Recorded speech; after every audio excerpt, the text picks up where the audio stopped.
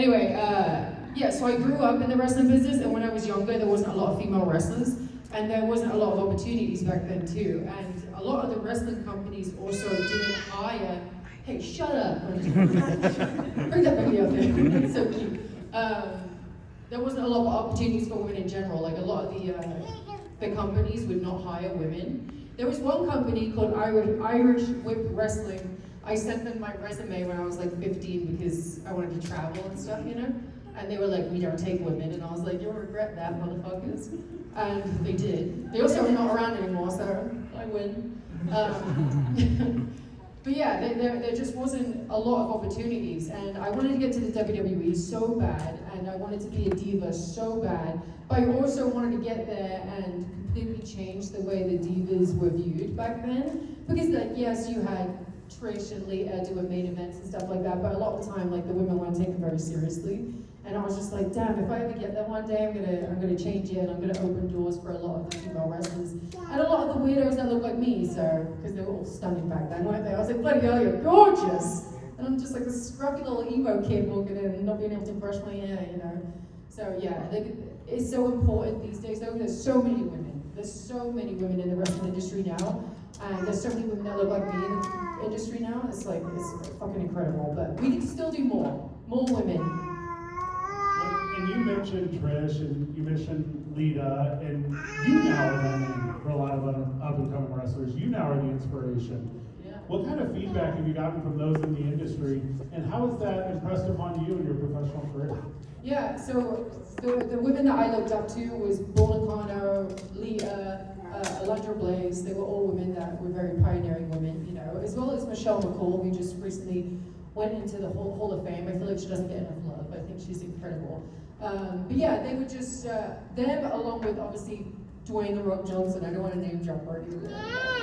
He was like, just stay humble and hungry. You know, you always want to be humble because then people want to work with you and they respect you, but then you also want to be hungry, you don't want to get complacent, and that's the same thing that all those women have said too. And to also save your money, that's what they told me. I did a terrible job of that at the beginning, but I figured it out.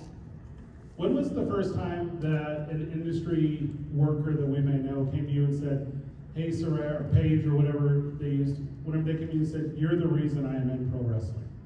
Yeah, actually, a lot of the, so when I went to the AEW locker room, I realized I was the old lady of the locker room, and I used to be like the kid of the locker room. And so going to AEW, there was a lot of like 21-year-old, 22-year-olds, but a lot of them did come up to me and was like, you're the reason, like, you know, like the Sky Blues and all that kind of stuff. It was just, it was very surreal because I feel like I'm still 21, you know, but then when people, it's weird, it's a weird feeling. I feel like, I don't know how to explain it. It's really cool though, I love it, I love it. And to be someone's inspiration, because I was always scared about being a role model, because I thought role models had to be perfect, but I in fact am not perfect, and that's what the inspiration part is. I feel like for everybody is that I was just like the little weirdo misfit, and you know, I opened that door for them, if that explains it. Well, and obviously as the door was open for you and you were able to welcome them, what pieces of advice have you translated from a Trish or a Lita to those up-and-coming wrestlers? Like, what have you communicated through your embodiment to them that has helped them professionally? I said the same thing, stay humble, stay hungry, you have to be patient with a lot of things. But then I said to not be scared to speak up. Like if there was opportunities in wrestling when I first came in where, you know, I was doing these bikini contests and all that kind of stuff, and I fucking hated it. I was like, why am I taking my clothes off for 12-year-olds in the front row? Like, this is awful and embarrassing and, like, dehumanizing. I don't know, it just set us back. So I ended up speaking up about it because a lot of the women were scared to do so because they were like, if we speak up, then we're the ones that are going to get, you know, our match cut or our time cut, or we're not going to get used. And I was like, fuck that. So I remember walking into the office and Dr. Tom was there, and we were like, we don't want to do these bikini contests anymore. And he was like, okay. And I was like, that was it. So I'm like, don't be afraid to speak up because you can make some big changes, you know? And then the same with the diva, give divas a chance. You know, trend, I don't know if everyone's familiar with that, right? That's where everything kind of shifted for women's wrestling. That was the day, you know, it was me, Emma, and the Bella twins, and our time got cut. And you know, we already had like a short amount of time as it is, and then as we're walking out, they're like, oh, it's an even shorter amount of time. So I'm like, well, what the fuck are we gonna do with this time? We can't tell a story, you know? And so we're like, we'll just go out there, we'll hit the Bella Buster and call it a day and come back. And they were so mad at us. They were like, you still had like a whole minute left. And we were like, we don't need it, we're good. And then all of a sudden, like, Give Divas a Chance started trending, and that's when the whole revolution started. So fuck that. It was us, all right? I'm fortunate to also know Dr. Khan pretty well. Yes. Did you mention him by name because he has been such a force in women's pro wrestling? I believe that was calculated. Can you talk a little bit about how he helped you early in your career? And, for those who aren't aware, he's currently working with NWA and doing a whole bunch of stuff. He's just an incredible human being. Yeah, Dr. Tom, freaking hell, he's such a legend. When I first got there, he was incredible. He welcomed me to America, just in general. He was such a gentleman, so nice. And anytime we asked for something, he gave it to us. Like, you know, we didn't want to do the bikini contest anymore. He was like, absolutely fine. We were like, we want to do Money in the Bank matches to like the 20 people in the crowd. He was like, let's do it. I want to try a German suplex. Okay, if you can do it, you can do it. You know, he was always like very like, he never held us back, ever. And he said that we can wrestle like the guys and sometimes even better than them. He just gave us like the opportunity to do it, and you know, I feel like it prepared us for the main roster too, once we got the opportunity to do it up there as well. He was amazing. Love that. You're talking about originally, obviously, coming across, I don't know the quote, the pond, coming across the pond. Yeah, and now you're in America, and it's NXT on your way to WWE. Can you talk a little bit about adapting your style when you were over in England, and then coming over here, and how you're able to implement? And then on top of that, how you're able to choose your namings, and how you're able to identify your movesets. Yeah, so the name thing, they've changed it a little bit now, but when you first come over, they want to be able to copyright your name, like to their company, so then it's a smart business move, but it's a pain in the ass. But yeah, they gave us all these options, and like a couple of options they gave me was Mara, like after Mara Rooney with a girl with a dragon tattoo, and then Echo, which I was like, that's ridiculous, I'm gonna use that. And then I came up with Paige. That's a dolphin, yeah. And then I was like, I came up with Paige because of Rose McGowan from Charm. She was pale with a butt chin, and I was like, that's me. Stop sneezing on me, Rose Boy. Cover your shit. Anyway. But yeah, that's how we came up with the name. I ultimately chose Paige in the end. And then, yeah, when it comes to the moveset, okay, so wrestling is different from every single country. Like, if you're in Mexico or Japan, you work on the left side, and it's just like, the right side. And the moves are named differently. So in England, like, all the moves were called like a whole different names. And so when I came over to America, I had to adjust to that. So when people were calling moves to me, I had no idea what they were saying. So it was like a different language. I was like, what the fuck is this? Like, what the hell is this? Because I called this a drop down asleep, and this was called a pig split, and it's just taking the arm, you know? Like, it was just silly stuff. Or the lockup was called a referee's hold. So I was like, what are you saying to me? I'm so confused. So that took a while to adjust, and then you pick up indie habits too, like the independence. I don't know does anyone know what the independence scene is? Yeah. So there's indie habits where, you know, while I was in a hold, I was like slapping the canvas to try and get the crowd to come for me. And I remember Terry Taylor would like stand on my hand to stop me from doing it, or stand on my foot to stop me from doing it. He was like, you don't need to get the crowd, they'll come eventually, but you look like you're no-selling what this person's doing to you, you know, so I'm just like, I look like a fucking idiot. But yeah, I snapped out of it, but it took a while to adjust. It's really hard. You have to start from scratch.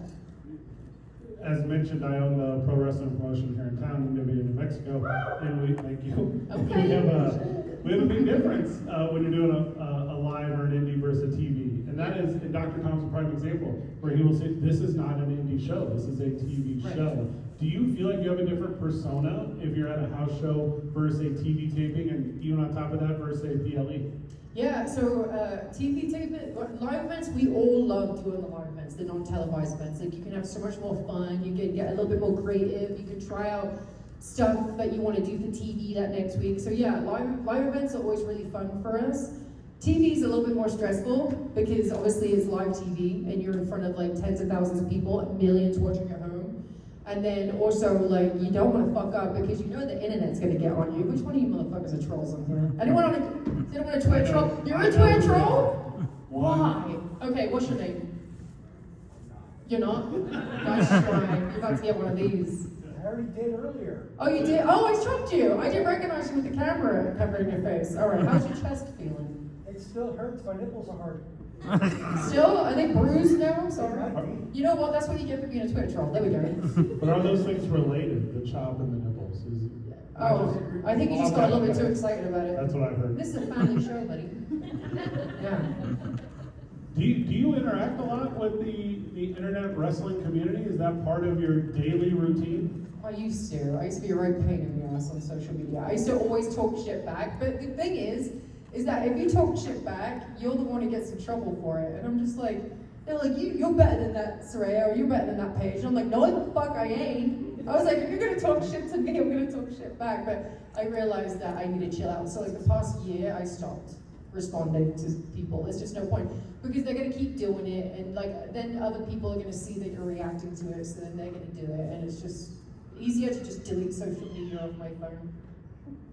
I personally haven't had it in years, and I think the mental health aspect of the world of wrestling is as beneficial as anything that's ever happened. Yeah, it's so important. That's one of the things that I tell people too, is that just delete social media off your phone. If you feel like it's getting like too much, especially Twitter. Twitter's like a fucking cesspool.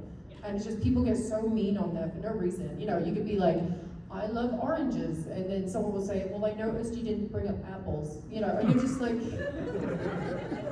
it's a whole different fucking sentence, you know. Talk a little bit about that juxtaposition, though. If it's walking to the ring, or if it's a fan interaction like this, or on the internet, where you will have an interaction and you are the best thing that has ever happened professionally to the world of wrestling, and then immediately after that, everyone hates your guts. I mean, it happened in AEW, you know, like the first week that I came, you know, people loved it. It was like viral. People were really excited to see me. I was like, oh my God, it's so good to be back in wrestling again after 5 years. I can't believe I left, you know.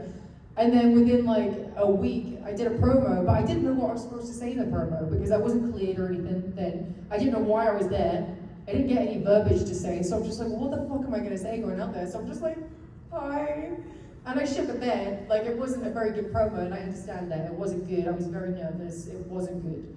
But people tore me apart on social media, and it made me second guess ever coming back to wrestling. And I was like, did I make a mistake? Like, this is awful. Like, people are so mean. And I'm like, I was getting ripped apart, and I was like, I can't do this anymore. And like after that week, I was like, no, I'm not gonna look at social media anymore. Like, fuck that, right? So anytime I was on TV, I would delete it off my phone, just so I didn't have to see it. And then after a couple of days, I'll re-download it, and everyone's talking about something else by then, but I just try to avoid it. Well, and I remember this instance that you're talking about, and obviously you were coming back physically, right? Yeah. Can you talk a little bit about balancing that with surviving mentally in this industry? It's hard, and we've had a lot of tragedies in wrestling with, you know, people on social media kind of bullying some of the wrestlers to the point where they didn't think they should be around anymore, you know?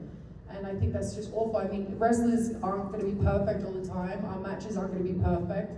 We can't go out there and do 10 to 15, maybe even 20 minutes, maybe even an hour match without some kind of fuck up in there. And I feel like people are just so unforgiving, and you can have like one little hiccup in there and people will attach themselves to that, and that will be blown up everywhere, and you'll start getting attacked and stuff like that. And it's really hard. It's just like social media is at a different point now, and it makes wrestling not fun. That's one of the reasons why I wanted to stop wrestling this year, because mentally I needed to take a break from how the IWC can be. You know, I'm like, I'm better than this. I don't need to be worried about what some stranger in someone's basement is, you know, probably kidnapped someone in the basement, you know. I don't care what they think of me, and so I feel like it's best if I take a step back just for a little bit, you know.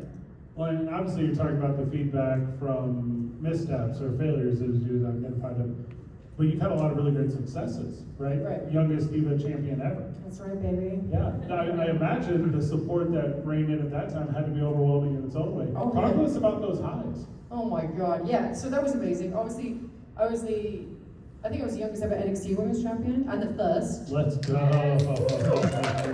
And then the youngest ever Divas Champion, and then I was the only one to hold them simultaneously too. Just saying. And then I never lost them. I should have said all those things. Never lost them. I just want to put it out there since it's so cool. But it is a lot of pressure, because obviously I was only 21 years old. And then I got given the opportunity where it's just like, okay, you're going to come on the main roster, you're going to win the Divas Championship, you're going to be the face of the company, and then you're going to be thrown into the spotlight. And I thought I could handle it. I really did, because I've been in wrestling my whole life. But it's a different kettle of fish once you're like in the spotlight of wrestling. So I had these incredible opportunities and these massive moments that made me, you know, it kind of catapulted me into wrestling stardom.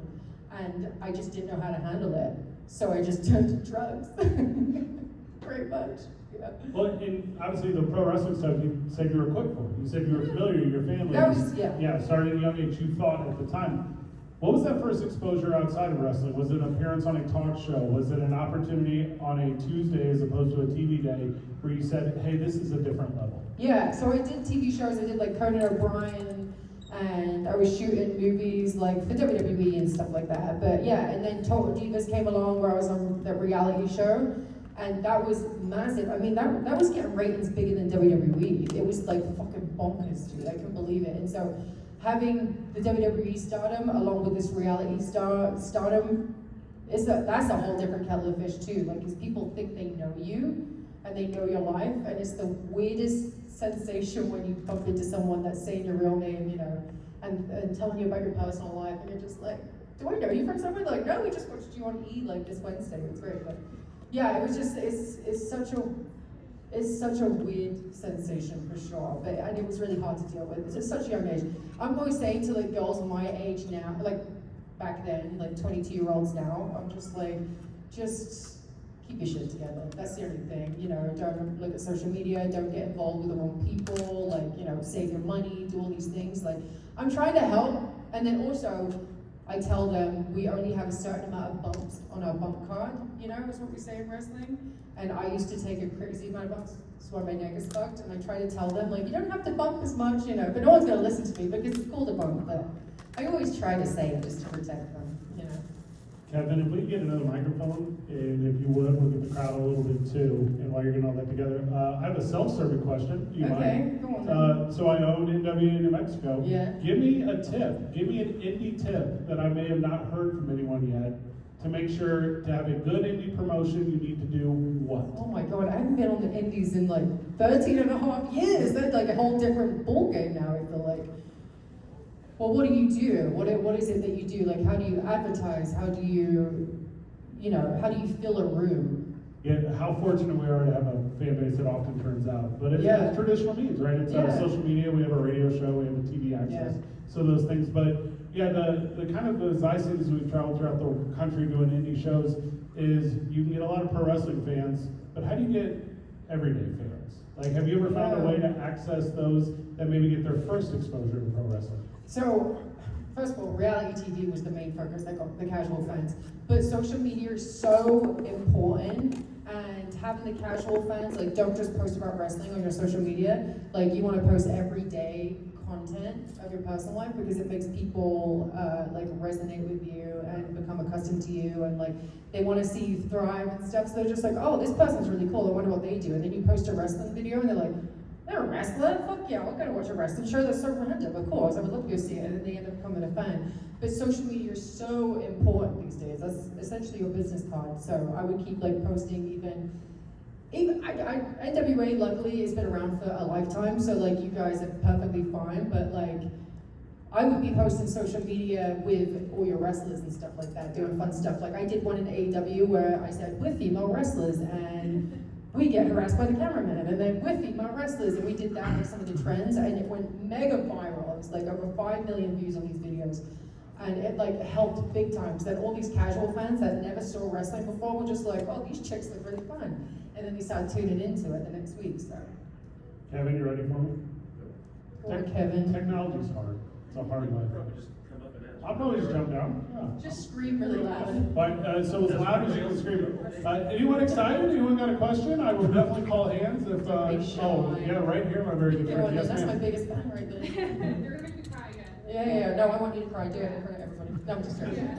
So Saraya, you've been in 3 of my favorite staples, Team PCB, Absolution, and The Outcast. Which of those 3 are the favorite that you've been in? Ooh, okay, Team PCB, Absolution, Outcast. It was the most fun to be in the Outcast. I had an amazing time with them.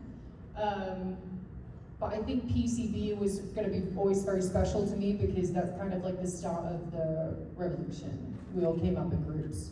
But me, Emma, and the Bellas created the revolution. Just put it out there. Because yeah, thank you. What kind of contribution were you to that group? Were you a majority of it? Were you on the sidelines often? When it comes to PCP? Yeah, when it came to the creative. Oh, yeah, so back then, no. When it comes to Outcast, yes, we had a lot of creative freedom with that. So anytime we had like any ideas, we could go to Tony with it, and usually he would say yes or agree to it.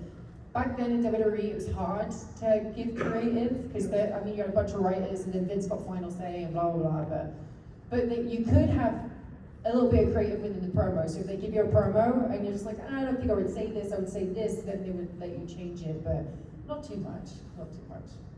Love that. Yeah. Go back. Oh, there we go. Hey, round of applause for Kevin, everyone. He's working real hard. Nice one, Kevin. Yeah, anyone who might be interested next, it's fun to hold a microphone unless you're terrified of that kind of thing. Don't be scared, come on. Yeah. Oh, I know Kevin's got a question. Kevin's sneezing on people, so just be careful. It's not wired, so come on up.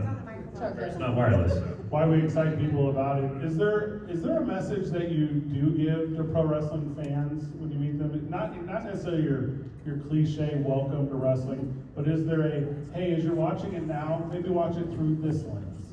Oh, well, I try to get them to watch like older wrestling so that they can really appreciate wrestling now too, especially for the women's wrestling. So I like to watch like, there's a match between Alundra Blaze and Bull Nakano. I think it's 1992, and I think it's SummerSlam. But it's a really freaking good match. And then just what I always push them to watch female wrestling so they can see like the progression of it and where it is now and how grateful we are to be where we are now. But yeah, just try and push them to watch the earlier stuff. It's a funny mention. It's hard for me to try to explain to people how much heel work today is based off Larry Zbyszko. Oh, it's hard yeah. for me to explain. You know, You've never seen it. There's always like, when it comes to heels, I feel like some people are afraid to be a heel these days though. Like a lot of people want to be the cool heel, and I'm like, I want to be the piece of shit heel. I want you to boo me and hate me, you know what I mean? I want you to try and hump me down and try, like, I love that, and I prefer being a heel. It's so much easier to get people to hate you than to get people to like you. I mean, that's human nature in general, but yeah. Welcome, brother. Oh, you're brave, come on then. Hi again, sir. Hello. I have a two-parter question. Sure. Just a quick one. Throughout your whole career, who was the best opponent that you've ever had? And also, do you have a dream opponent? that you still Yeah. want? Okay, dream opponent, I feel like it's obvious, is Rhea. I love her. And I feel like Tam, because Rhea fans love her money. Yeah. I love her. She's incredible, and I think she works incredibly hard. And she's a superstar, of course. So help me out. Come on, selfishly. But yeah, Rhea to face, or to be a tag team with, and also Mercedes. I feel like we have a built-in storyline with my neck, And then, okay, let's see. Wait, what was the first question? Best best who's the opponent. best opponent that you've ever had? Okay, so I was saying earlier, I don't know who I was saying this to, but AJ Lee was really fun for me, and it didn't last very long, thank you. It didn't last very long, but it was just so impactful for everybody, like the whole frenemy storyline, and that's something that really elevated me too. I loved wrestling Nikki Bella. I love her so much, and yeah, see, she needs to get more love. I love her so much. We were kind of married to each other for a minute when we were constantly wrestling for like a whole year on the live events, on live TV, like on the dark matches, just everywhere, where it became so easy that we never had to plan anything. It just depending on who was winning that day, So it'd be like, okay, you'll finish on mine, So I love her so much. She was so incredible. I don't know. Anyone else? Let me see. Who do you think? Who do you like? It's a hard question, isn't it? It is, it really Yeah. is. But no, I think, honestly, the first person that came to mind was, I would think that maybe one day we'd be able to see you and Rhea go at it. Yeah. I love That would be really good. Yeah. Hell yeah, I would love that. That's a good question. That is a good question, because then you're like, I forget who exists up here. I'm like, bring up the roster. Thank you. Yeah, no problem. Is there anyone you feel like you missed out on? Did you ever feel like you had a build to an opportunity and it just didn't happen? No, actually, like opportunities like the Royal Rumble, and now they get to do all these kind of stipulation matches. That's where I felt like I was missing out. Oh, my neck just got in the way, dude. Well, you would have been holding the title, so they never would have put you in. So then Yeah, that's right, That's that's what it right, is. yeah, exactly. Yes, sir. Hello. Hello. So I was wondering if you did come back to WWE, would you come back as Paige or Saraya? Paige, 100%. Paige, my ring music, everything. I miss her so Everything much. comes back. I miss Paige so much. She was so much cooler than AW Saraya, which I appreciate having fun with Saraya, and I was trying to do something completely opposite to Paige, but I just miss her so much. She was a badass. Would she join? Bring it back. Would she go for Judgment Day? Oh, what, wait, join them or be the Join one? them. Oh, there's too many of them. I need to be a solo kind of gal. Very true. Yeah, I need all the spotlight on me, selfishly. I think you and Liv Morgan would be a good run. Yeah, oh yeah, I would love to face Liv. Yeah, absolutely. She's amazing. And she's just elevated to, she's amazing. If that opportunity to reintroduce that character came, would you try to pick up from where it left off, or would it be a reinvention of it?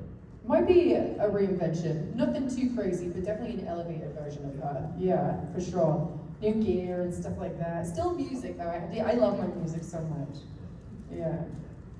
Is that- Yeah, I think so. Jim Johnson, yeah. Thank you so much for Hi. hey.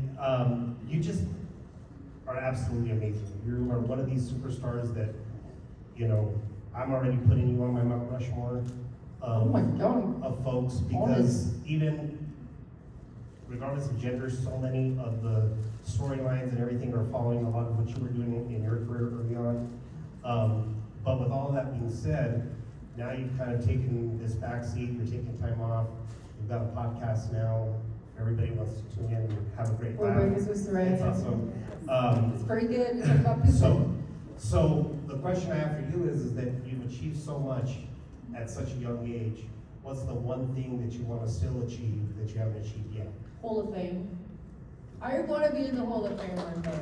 Hall of Fame. You're already on our Mount Rushmore here, so there you go. Say again. You're already on our Mount Rushmore, so Thank you. Yeah, no, definitely one day. I don't know if I've done enough to be on it, but I would love to be on it one day. And that just means I have to go back and do a little bit extra to get, that little push into that direction, But I would love to be in the Hall of Fame. Good question, thank That you. was a good question.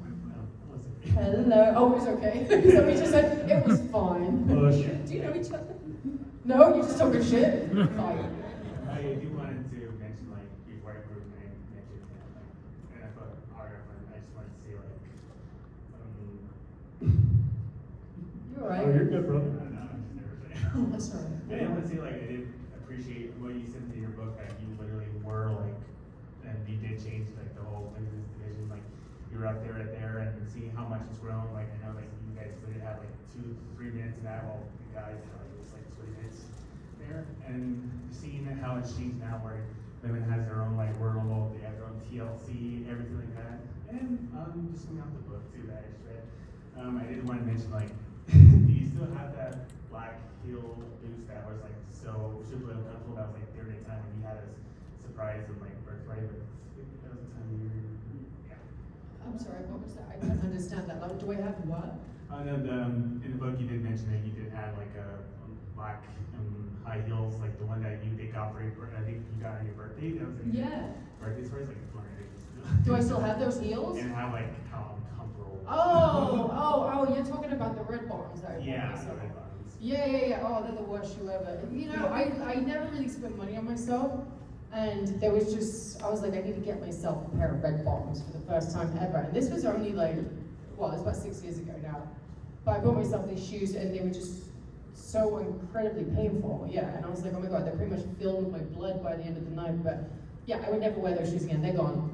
They've been thrown. I gave them to my mom actually, she has them. Yeah, and She gets it. And I see now because in the book there's also illustrations, pic photos that are taken. Also, I just saw you with the shoes.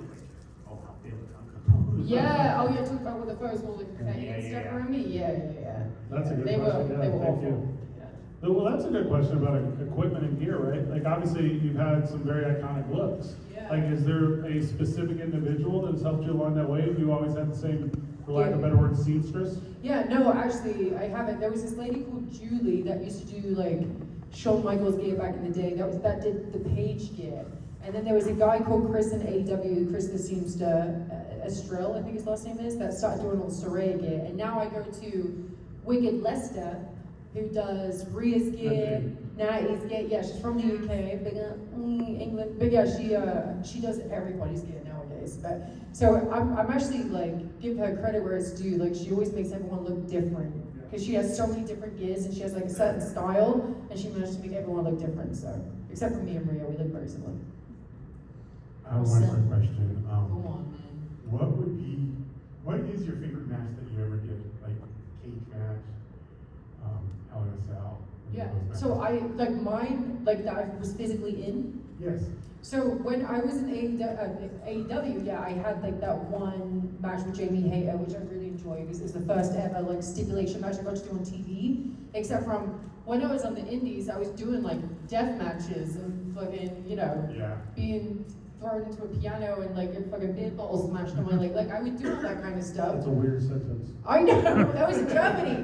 Someone just like, I was in a hardcore match with like 3 other girls, or it was like a triple threat or whatever. And one of the girls just picked up this, you know, German fan's beer bottle and just decided to smash it on my leg. And I was like, what the fuck? You just in the Ace Ventura? I was like, what the fuck? That was crazy. But I was like, why did you do that? But yeah, like I used to love doing those matches. They're super easy to put together. They hurt, of course. Like afterwards, you're like, you have staples in your body, glass in your head and stuff, but I loved them. They were really, really fun. But I never got to do those on TV because at the time, women wrestling in WWE, we weren't allowed to do that kind of stuff. And then once I like got injured, then we started doing fucking Royal Rumbles and shit. I was like, you bastards. But no, I got to do one stipulation match with Jamie and I really enjoyed that for AEW, and I think it was on Collision, but it did really well. I got millions on YouTube too. I was very pleased. Yeah. Like the girls always kill it over there, don't they? The girls are actually better now than the men, I think so too. I think so. Yeah. Okay, so one more question. Go on. If you were coming back to WWE, which pay-per-view would you pick? Oh, okay. So I really wanted Evolution. Evolution. Yeah. I mean, yeah. I was at the first one, but like I was sad. I did commentary on that one, but I would love to. But also. So I debuted at Raw after WrestleMania in New Orleans. I retired at Raw after Mania in New Orleans, so I'd love to come back. And I thought the opportunity would arise next year, but they swapped it to Vegas instead. I was like, fuck it. But I would love to do that eventually. Raw after WrestleMania holds such a special place in my heart, you know, so I'd love to do that option. Hope to see you. Yeah, oh, thank you. Yeah. But obviously, as we sit here, there are a lot of fans of yours in the room. But Yeah. who are you a fan of? Who in the industry right now are you regularly tuning into? Rhea, she's such a babe, dude. I love her so much. This become a problem.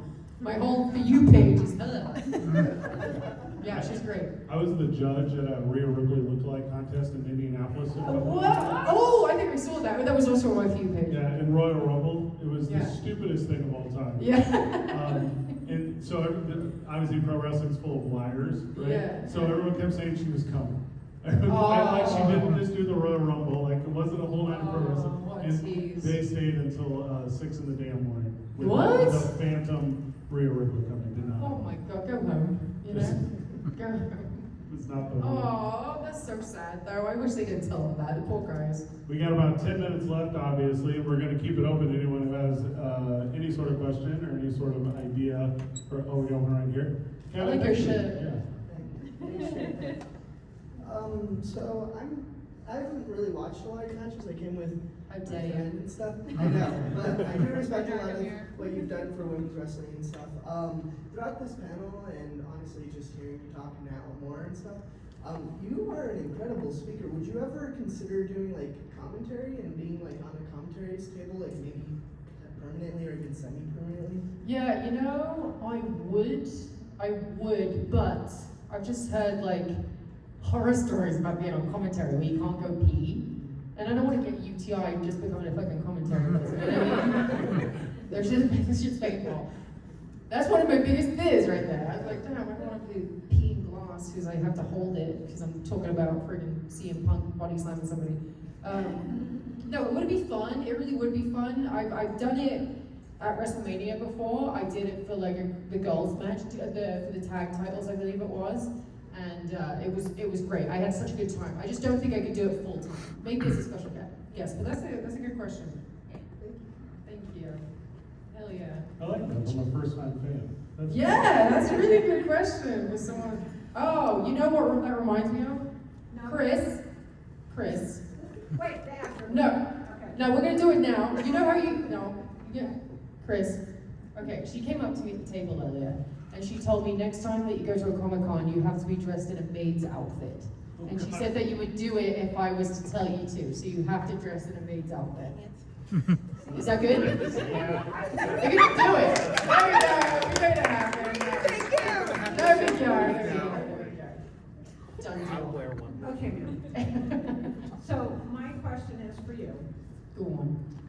What? Is that? Oh. Shut up. Yeah, use those pipes, Mum. Yeah. Believe me, I've got them. Yeah. Oh, that's what she said. What would your inspiration be as a mom with grown children, granddaughters, everything? You are a powerful and inspirational woman, which. Thank you. Stop. But in today's society, we don't have a lot of that. And so what would your message be to youngsters from like younger than you, older than you, down to we little ones? I have a 5-month-old granddaughter, so. Yeah. And she's mean as hell. She's got a Good. She's trying to do a good right hook. That's what my brother told me growing up. Yeah. But what would your inspiration be to them to, especially in today's society where a lot of people step back rather than stepping forward? How would you? Yeah, have a good right hook. Or if you're a lefty, left hook. I'm being dead serious with that. My brother's taught me that growing up, and it's always been, it come in handy, you know. Oh, believe me, So- I've been in the person. I care. Good for you. I would just say, so I was always like scared to 100% be myself. And so when I first did a tryout for WWE, I thought that I had to be exactly what a WWE diva is supposed to be. So I lightened my hair, I took out my piercings, I wore color. You know, I was just like, oh, this is what they want, this is what they want. And then they didn't, because I looked like a fucking psychopath. Have you ever seen White Chicks? You know, there's something off about them. Write a letter, trust me. Yeah. But you know, you see, I mean, just like, there's something off. There's not, you know, that was how it was with me. They're just like, there's something off about you. And then, so I ultimately did get signed, and I was like, okay, I'm gonna go back, but I'm ultimately gonna be myself. And if they don't want me, it's because they don't want me, you know. And it's the thing that got me signed, and it's the thing that made me the success in the business I am. It's not the wrestling, it's my look. It's completely me. And people, that's every person that's ever come up to me has just always said that. Like, thanks for being you, thanks for teaching me it's okay to be myself, thanks for giving us weirdos, you know, adore. So I just always say, just be yourself. And again, going back to social media is not real. You know, I always tell people it's the 1% of the population. It is not real. There's See, motherfuckers social on there. media is not real. It's not real. Okay. It's not real, right? So it's the 1% of the population, but I do, again, tell them, delete social media, it's not real. But always, always, always be yourself, and, you know, fuck anyone that wants you to be any differently. She dresses up in cosplay, she's never. Hey, that is herself, though, in a way, you know, that's her thing. Oh, yeah. Little, Oh, yeah. little kinky But thank cosplay. you. You are an inspiration to all women. Oh, thank you so Yes. much. Thank you, that's right. The only question I had that I wanted to make sure that I asked was, do you have a piece of memorabilia? Do you have a piece that you've taken away from your professional career that you hold nearer to your heart than anything else? You know, yes, I did, and I say it past tense because it got stolen, and I'm really sad. I had like the Doc Martens that I was wrestling in for years and years and years, and they were taped up in the end, and I couldn't tie them. The strings were broke, so I was taping up the top, I was taping up the bottom to keep the soles on. And there was something about them, they were just like my lucky pair of Doc Martens that I used to wrestle in. And then the first couple of weeks I was in AEW, they gave us like these boxes to put our stuff in. And all of a sudden the whole box disappeared. No one else's disappeared. All my stuff, I had my wrestling gear, my jackets, but I had those boots in there, and I was fucking devastated. I was like, I don't care about the rest of the stuff, but those boots hold like such wonderful memories for me, and they've been through like hell and back with me, like Hella Boots, the book, and those, you know, they're my boots, you know, that's where they got the name from and stuff like that too, was those boots, and I no longer have them, so I'm really sad. So if you see on the dark web, all right, they look like a piece of shit pair of shit-kicking boots. They're all taped up, but they do in fact belong to me, so if you find them, great. Please return them home, the kids miss you. What city was it? Oh my God, where was it? Not Albuquerque. No, definitely not. It could have been. Yeah. Not for Albuquerque likes steel tight. Yeah. Oh, Oh, yeah? Rhea had her title stolen. Oh, that was here? Yeah. Bastards. Did she get it back? She got it back. She did not. Oh no! Nope. Oh. The rumor has it, there's a rumor on where it's at. Like, Where is it? There's a rumor. Do you have it? I don't. All right, where is it? I just heard the rumor. I don't know where it is. What's the rumor? I heard it was in Edgewood. Did everyone else? Edgewood? Yeah. I heard eBay. Oh, is that what you heard? Oh. So Maybe that's that with my boots. Can anyone? Totally. Like, got me, eBay, I'm sure for it's sure. so funny. Well, we're at that point. Final thoughts, final communications, final words. Is there a question we didn't ask that you would have loved to heard today? No, just thank you for hearing me ramble for a second. And I appreciate you guys coming out. I know it's a long day, and I know I turned up a little bit late, so I appreciate you guys waiting on me. And yeah, just fucking supporting me and, you know, thinking I'm way cooler than I actually am. That's pretty cool too. But thank you as well, obviously. Well, thank you. Kevin, nice. Kevin gave me a little wink. He said he might have a question. I actually Oh, do. all right, what is it? I'm actually curious what you want in your future, if it is in pro wrestling, if it's between the ropes or behind the curtain. Just curious, your thoughts, what future endeavors you may have in mind. I'm kind of curious if you're going to be in the wrestling community and in what way. Yeah, no, I still feel like I have a lot left in the tank. I feel like I need time away from the business just to get mentally stronger to come back in because it's tough. And then also I want to get back because I feel like I wasn't wrestling the way I used to wrestle when I was in AEW because I don't think I was trying too hard. And so I want to go to Natty school, I want to train, I want to get back in the ring again, I want to wrestle like how I used to wrestle. And then I'll see if the door's open from there to go back into it. But down the line, Hall of Fame, I want to do the Hall of Fame so bad. I just figured that's a question that a lot of fans want answered to see when and how they see you in the future. Yeah, I mean, I have like a 2-hour, like, you know, what's the word? You know at Hall of Fame where they stand up there for like 2 fucking hours? It's the worst thing I've ever done. I'm like, I'm gonna kill myself. No, it's long. You love it. Some people can keep you entertained for that long, but It was in Vegas last year. I think I left at 4 in the morning. it was 4 in the morning. And, No. and it's like East Coasters. They're like falling asleep Oh because my it's God. 7 in the morning. It was the most ridiculous thing I ever went Yeah, to. that's crazy. I I thought it got better. No. I mean, some of them are really entertaining. It's just it's a long day, so whenever you're like not picked to go to the Hall of Fame, you're like, yes, Yeah. just put me in it.